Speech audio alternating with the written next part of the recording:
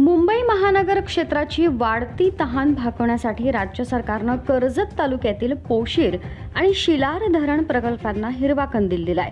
मात्र या निर्णयानंतर स्थानिक पातळीवरील संघर्षाची ठिणगी पडली आहे। पोशीर प्रकल्पासाठी तब्बल 2110 कोटी रुपयांच्या निविदेला मान्यता देण्यात आली असून मेसर्स प्रसाद कन्स्ट्रक्शन कंपनीला रायगड पाटबंधारे विभागाकडून कार्यारंभ आदेशही देण्यात आले आहेत। प्रशासनानं कामाला गती दिली असली तरी बाधित गावांमध्ये तीव्र असंतोष पसरलाय।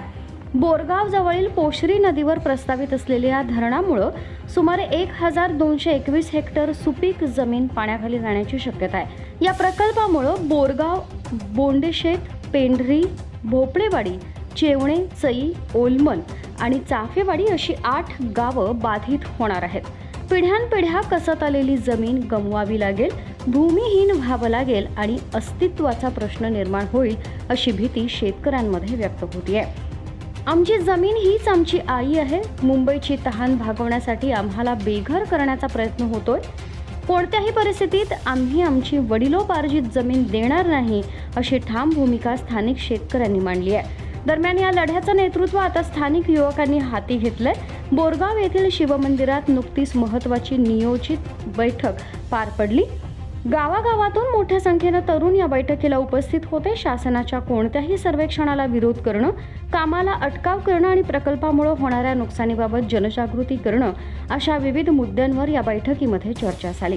प्रकल्प बांधायचा असेल तर स्थानिक शेतकऱ्यांचा आणि आमचे सध्या आम्ही युवा पिढी इथे एकत्र झालेली आहोत आणि ह्या युवा पिढीचा आम्हाला पूर्ण पाठिंबा आहे आणि ह्या पूर्ण पाठिंब्यामुळे आम्ही धरण होऊ देणार नाही हे मात्र नक्कीच आहे। आणि यापुढे जर असं काही आढळल्यास समजा सरकारने काही कागदपत्रे किंवा काही तयार केलेस तर आम्ही पूर्ण युवा पिढी, शेतकरी वर्ग आणि अजून आमच्या इथे 6-7 गाव आहेत ते सगळे एकत्र येऊन तहसील कार्यालय आणि प्रांत ऑफिसला आम्ही धडक मोर्चा देणार आहोत आणि ह्या मोर्चाची दखल पूर्णपणे सरकारची असणार आहे।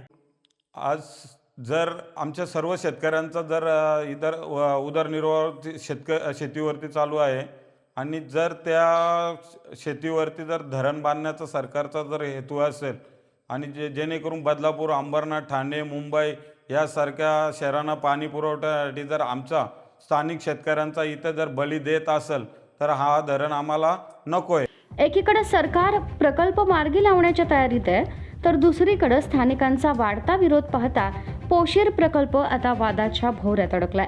हा संघर्ष किती तीव्र होणार, प्रशासन आणि शेतकरी यांच्यात तोडगा निघणार का याकडे आता संपूर्ण राज्याचं लक्ष लागलंय। मल्हार पवार, महाराष्ट्र न्यूज 24।